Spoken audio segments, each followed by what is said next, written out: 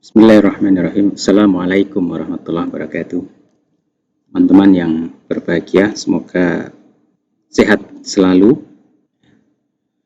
Dan kita lanjutkan perkuliahan kita.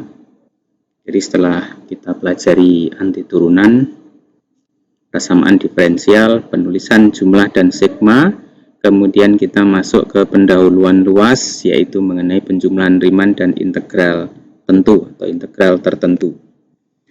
Nah, teman-teman, konsep ini dimunculkan oleh Joseph Friedrich Bernhard Riemann dari Jerman.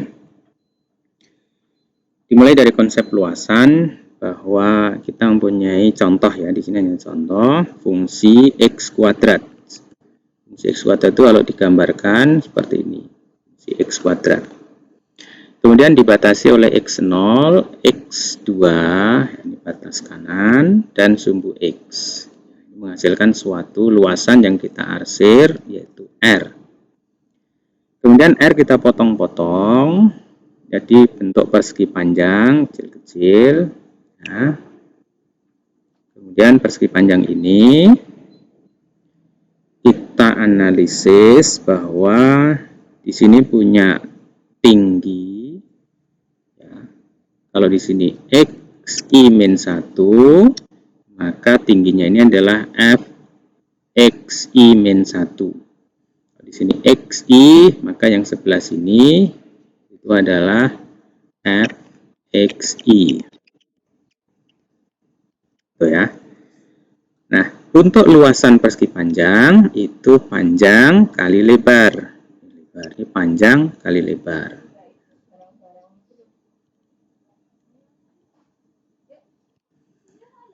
Panjangnya yang ini, panjangnya atau tingginya, ini lebarnya.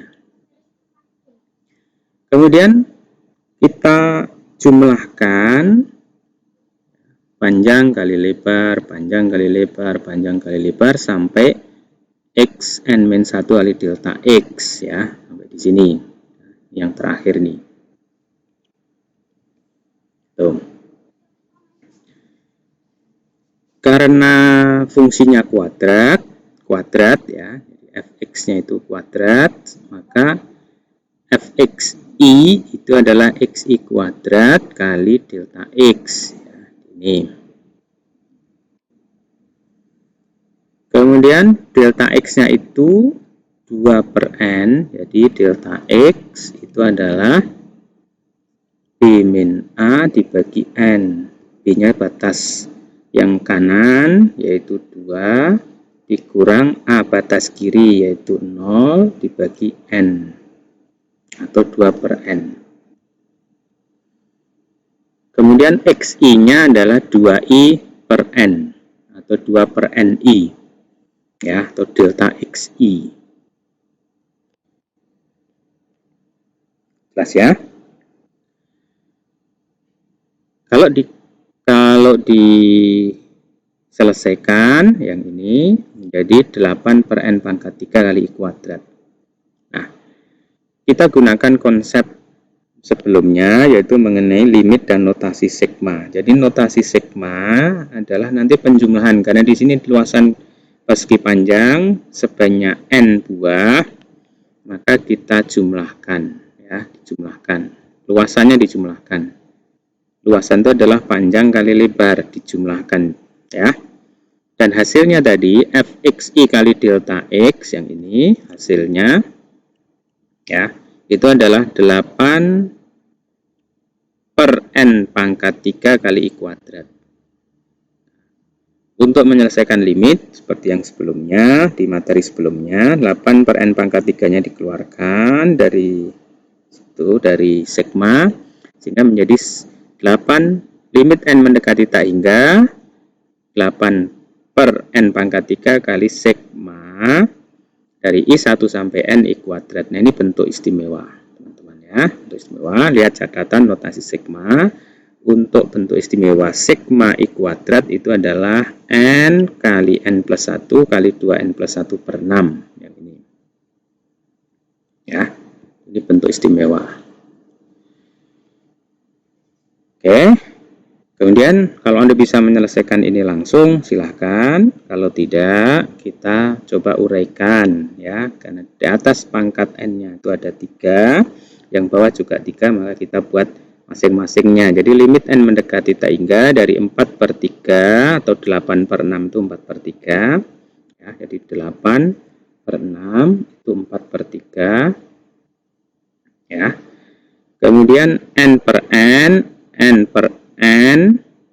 kemudian n plus 1 per n, 2n plus 1 per n, dan hasilnya adalah 4/3 kali n per n itu 1, n plus 1 per n itu 1, 2n plus 1 per n itu 2. Jadi 4/3 kali 1 kali 1 kali 2 itu 8/3 atau 2,66667.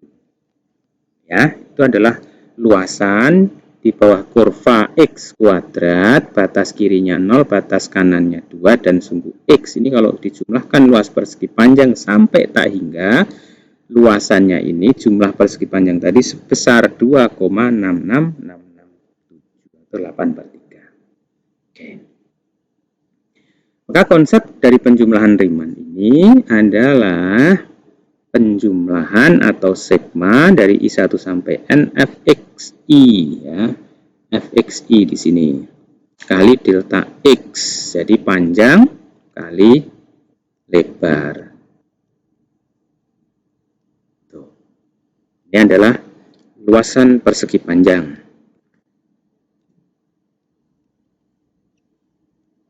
Jelas ya? Untuk memudahkan, buatlah lebar atau delta x yang konstan. Sekali lagi ini tidak harus, jadi lebih mudah kalau pakai delta x-nya konstan. Tapi kalau soalnya menunjukkan tidak harus konstan ya nggak ada masalah. Dimana delta x itu adalah b min a per n. B itu batas kanan, batas atas, a-nya itu batas kiri atau batas bawah. N adalah jumlah potongannya. Semakin banyak n, perhitungan luasan semakin akurat. Catatannya. Kita lihat contoh. Ini contoh di mana delta x-nya tidak sama. Ya. Fungsinya, contoh di sini, x pangkat 3 dikurang 5x kuadrat plus 2x plus 8. Gambar fungsinya seperti ini. Gambar fungsinya ya.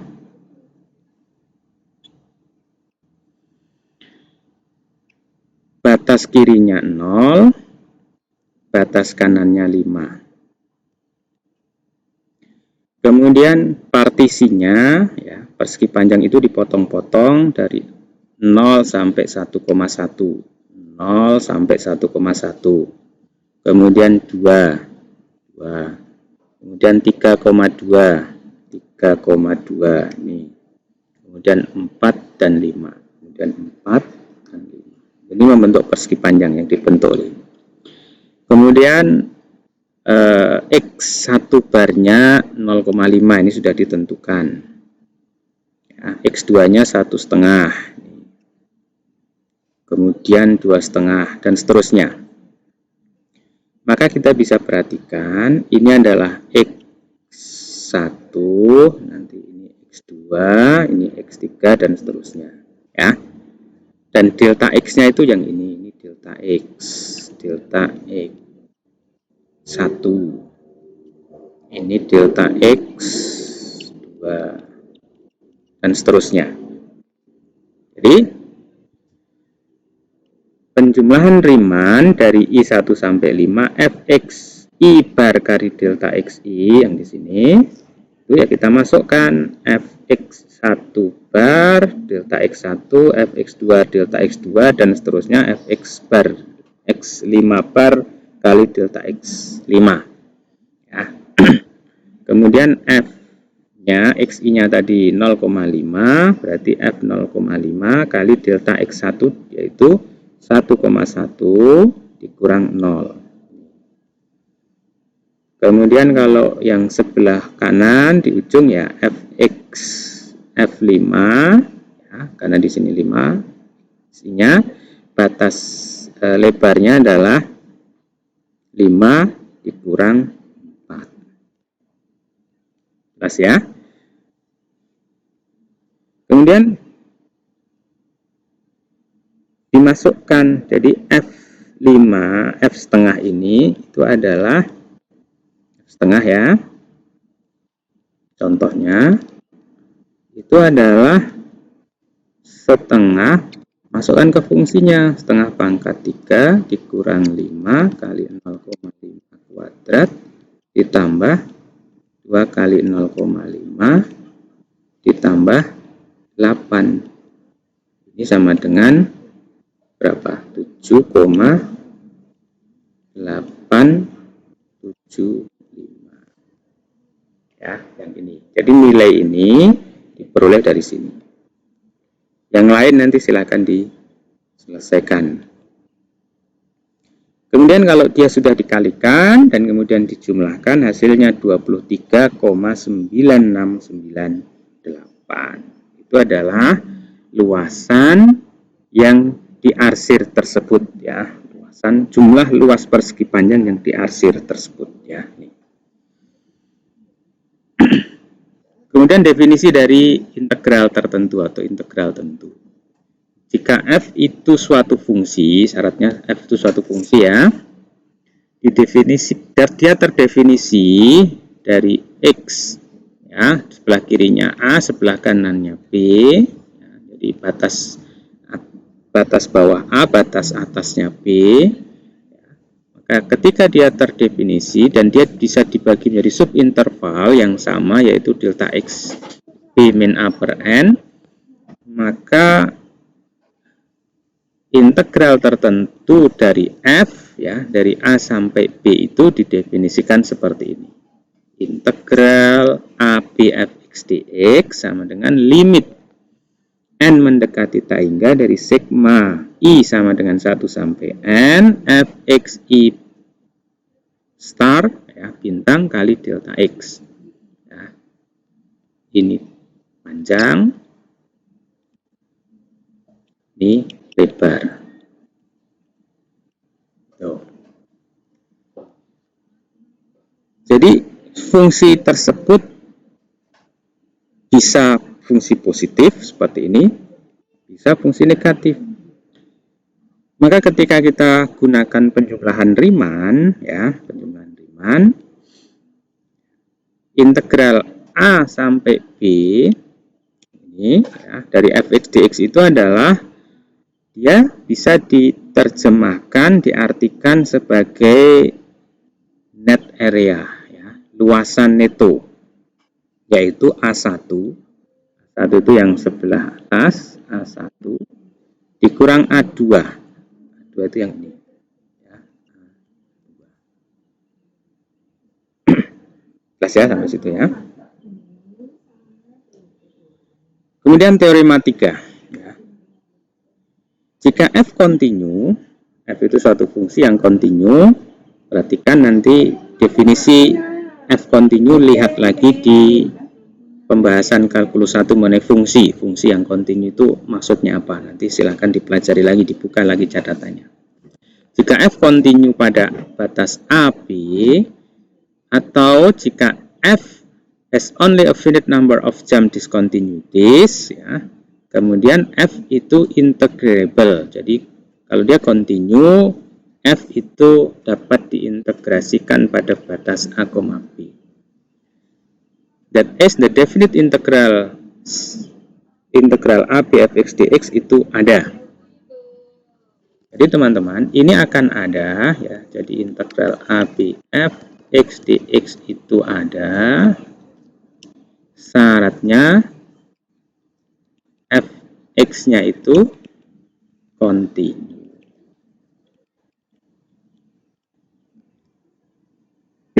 Jadi kalau ini tidak terpenuhi, maka integral a b f x dx ya tidak ada. Kemudian teorema 4 ya. Teorema 4 di kalkulus mengenai konsep integral yang dasarnya luasan dan penjumlahan Riemann ini, Anda dikenalkan dengan teorema 4 bahwa integral a b f x dx itu sama dengan limit n mendekati tak hingga sigma i1 sampai n f x i delta x. Jadi nanti kalau ada integral seperti ini, Anda jangan langsung Jadi ini maksudnya adalah bahwa integral ini sama dengan limit sigma penjumlahan luas atau penjumlahan Riemann. Ya. Kita coba lihat contohnya untuk mengaplikasikan teorema tadi. Nyatakan limit n mendekati tak hingga sigma i1 sampai n xi pangkat 3 plus xi sinus xi kali delta x sebagai sebuah integral. Ya, nyatakan. Jadi nanti bisa saja soalnya dibalik, nyatakan integral sebagai fungsi limit. Sekarang yang soal di sini adalah nyatakan limit sebagai sebuah integral, batasnya 0 sampai pi. Maka kita gunakan teorema 4, ya, bahwa fungsinya kita pilih yang identik, yaitu xi, ini fungsi identiknya adalah x, sinus xi ya, sinus x, sehingga fungsinya menjadi fx-nya adalah x pangkat 3 plus x plus sinus x, batasnya 0 pi.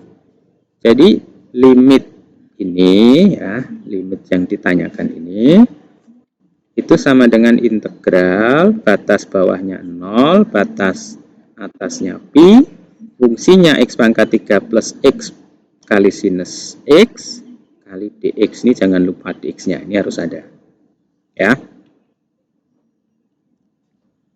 Oke, sampai di situ jelas ya. Kemudian contoh berikutnya, evaluasi penjumlahan Riemann dari satu fungsi, yaitu x pangkat 3 min 6x, ya, kurvanya seperti ini fungsinya.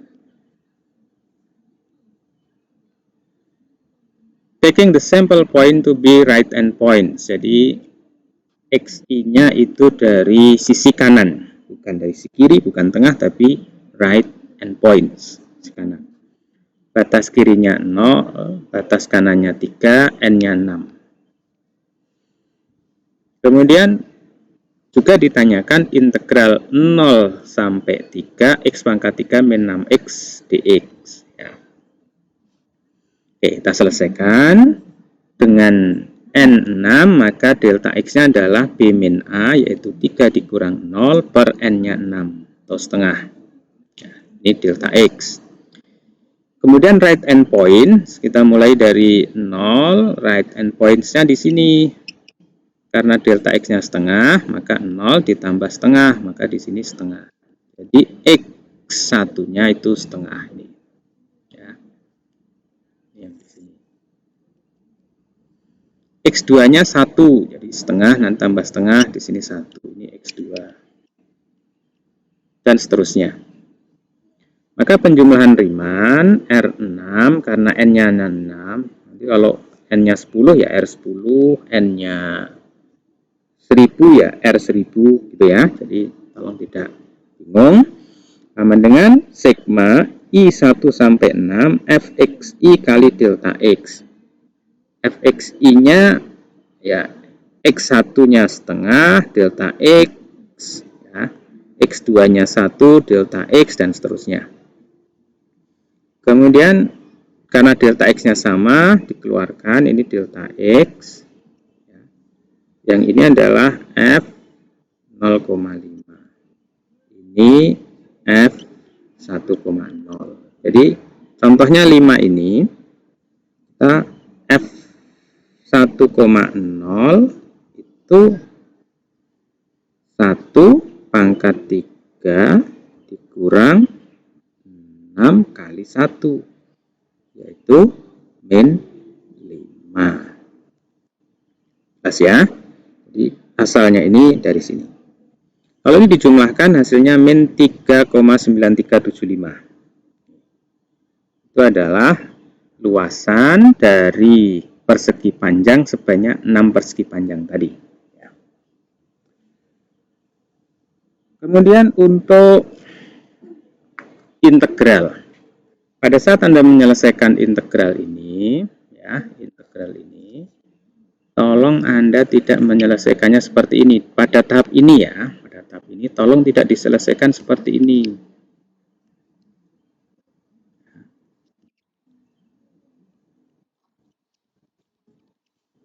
dan Anda selesaikan menjadi 1/4 X pangkat 4 min 3X kuadrat misalnya. Ya. Batasnya 0 sampai 3. Nah, ini tidak tepat. Jawabannya benar, ya. Nanti akan menghasilkan satu angka. Benar, tetapi ini salahnya adalah tidak sesuai konteks, ya. Jadi kita baru membahas sampai di teorema 4, yaitu integral itu adalah limit, ya. Ini teorema 4. Jadi kita gunakan ini. Belum sampai di sini, Maka kita gunakan teorema 4, ya.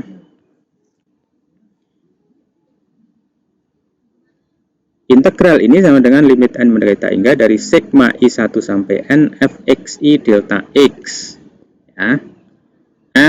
Fxi, xi-nya adalah 3i per n, delta x-nya 3 per n, ya. Ini delta x-nya, b min a per n ini delta x. Kemudian 3n dikeluarkan dari sigma, tinggal 3i per n pangkat 3 min 6 kali 3i per n, karena fungsinya adalah x pangkat 3 kurang 6x, itu fungsi fx-nya, ya. Sehingga menjadi 3 per n sigma i1 sampai n 27 per n pangkat 3 i3 dikurang 18 per n i. Jadi sederhanakan lagi, yang unsur n-nya dikeluarkan dari sigma, tinggallah di sini. Ini dan ini. Nah, nanti tolong lihat kembali notasi sigma dan rumus istimewa untuk I3, I pangkat 3 itu adalah ini. Sedangkan rumus istimewa untuk sigma I itu adalah ini. Kalau sudah, maka tinggal diselesaikan. Jadi kalau sudah I-nya berubah menjadi N, tinggal langkah berikutnya Anda selesaikan limitnya. Ya, limitnya menjadi 81 per 4. Jadi ini semua dibagi N pangkat 4 yang di sini. Yang di sini dibagi N kuadrat. Ya. N pangkat 4 dibagi N pangkat 4 1 plus N kuadrat dibagi n pangkat 4 seper n, ya, atau seperti ini, silahkan nanti Anda sesuai kemampuan Anda, silahkan. Yang intinya nanti bentuk ini menjadi 81 per 4, hasil limit ini adalah 1, ya, kemudian kalikan 54 dibagi 2 itu 27, dan hasil limitnya ini adalah juga 1. Jadi 81 per 4 dikurang 27 atau min 6,75.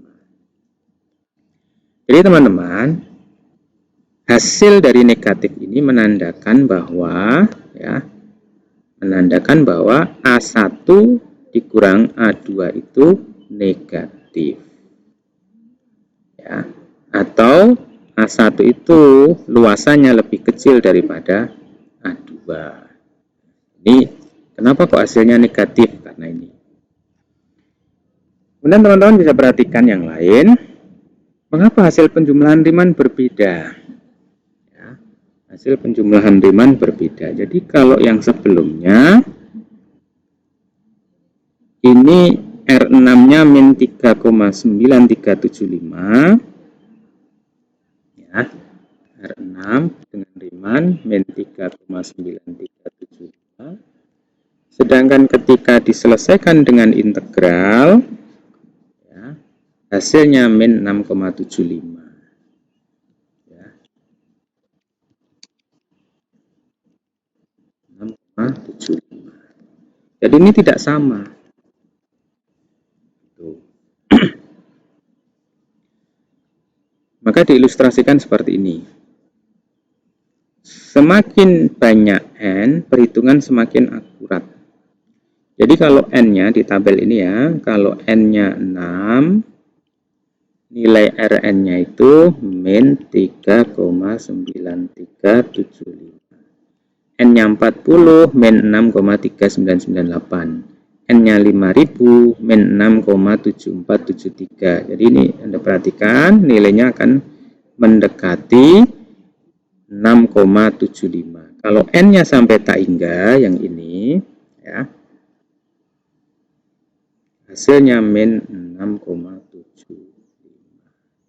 Jadi jelas bahwa pernyataan semakin banyak N, perhitungan semakin akurat.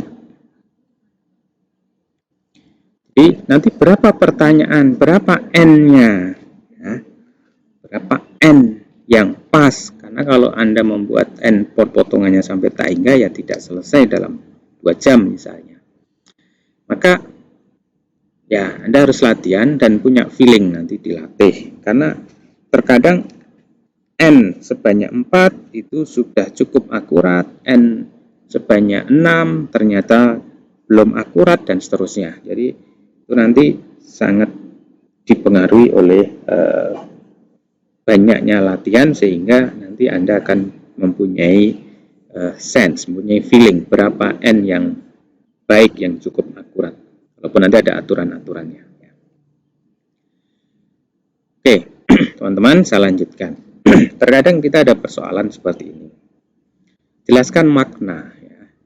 Jadi kita belajar kalkulus, belajar integral, tolong dipahami, kita tidak hanya belajar seperti kalkulator, Anda bisa menghitung, tapi ternyata tidak tahu arti hitungan tadi itu apa, maknanya apa. Maka di sini ada soal. Anda diminta untuk menjelaskan makna dari integral 0 sampai 3x min 1 dx, contohnya seperti ini ya. Dan hitunglah ini. Maka langkah pertama, ya, integral itu secara sederhana, integral tertentu secara sederhana bisa dimaknai sebagai luasan. Maka langkah pertama, gambarkan fungsinya. Fungsi di sini adalah x min 1. Jadi kalau soalnya lain, ya fx-nya lain. Jadi digambarkan, ada koordinat, ada gambarkan y-nya, ada gambarkan x-nya. Kemudian fungsinya ada gambarkan. Ya, ada titik-titiknya, misalnya ada 2 atau 3 titik, kemudian Anda hubungkan. Fungsinya linear, bentuknya linear. Kemudian buat garis batas bawah, yaitu x sama dengan 0. Dan batas atas, yaitu x sama dengan 3. Ini garis x sama dengan 3. Maka dia membentuk batas. Jadi kurva atau fungsi batas kiri, batas kanan. Kemudian juga sumbu x. Nah, terbentuklah arsiran luasan yang diarsir ini. Jadi makna integral tersebut adalah luasan yang dibentuk oleh fungsi x min 1, ya, sumbu x, batas bawahnya x sama dengan 0, batas atasnya x sama dengan 3. Ini maknanya.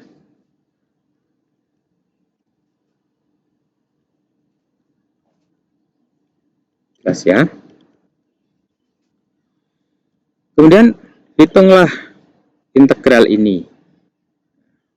Sekali lagi, ketika sampai di bab ini, Anda jangan menghitungnya seperti ini. Kalau seperti ini, itu nilainya betul, tapi konteksnya keliru. Anda selesaikan seperti ini misalnya. Ya. Setengah kali 9 dikurang 3. Ya, dikurang 0. Sama dengan 1,5. Nilainya ini benar, tapi langkahnya salah. Ya. Ini salah konteks. Jawabannya betul, tapi salah konteks. Karena makna di sini kita baru bicara mengenai teorema 4, yaitu integral, limit, dan luasan. Nah, integral 03x min 1 dx itu adalah luas atas A1 dikurang A2 luas bawah. Bentuknya segitiga. Ya, luas segitiga adalah setengah kali alas kali tinggi. Setengah kali alas kali tinggi. Hasilnya 1,5. Oke. Kemudian kita lanjutkan. Midpoint rule, aturan titik tengah. Jadi tadi dijelaskan, Anda mencari titiknya untuk XI-nya itu bisa kiri, kanan, atau tengah. Nah, di sini aturan titik tengah. Aturan titik tengah di sini ya, XI bar itu sama dengan setengah kali XI min 1 plus XI. Jadi pas di tengah-tengahnya, itu midpoint-nya. Delta X-nya sama, B min A per N. Luasannya berarti nanti ya, tinggi atau panjang itu adalah FXI bar kalikan lebar. Ya. Jadi integral AB fx dx itu bisa didekati dengan sigma I1 sampai N FXI bar delta X ya, sama dengan delta X kali FX1 bar plus dan seterusnya sampai FXN bar. Ini contohnya. Gunakan aturan titik tengah N-nya 5 untuk mendekati nilai ini. Jadi delta X-nya B min A per N-nya 5, yaitu 1/5 delta X-nya. Kemudian kalau delta X-nya 5, Anda bisa susun dari batas kirinya 1, ya, delta X-nya 5, delta X-nya 1/5, jadi nanti 1, 1/5, dan seterusnya. Titik tengahnya ya berarti setengah XI min 1 per plus XI.